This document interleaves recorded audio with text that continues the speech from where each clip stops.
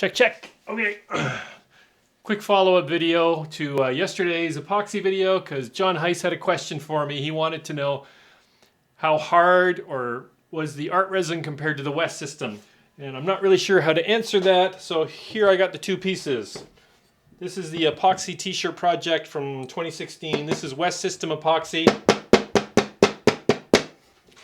This is the art resin project I just finished. It is Thursday. This has been hardening, let's see, Sunday, Monday, Tuesday, Wednesday. This has been hardening for about 5 days now. They both feel glassy hard, glassy smooth. This has got a sharper sound, but it's thinner. It's a thinner piece of plywood, and the epoxy on the t-shirt I'm pretty sure is thinner than this. This is a full 1/8 of an inch of plywood. So here, this was a bit of a dripping, a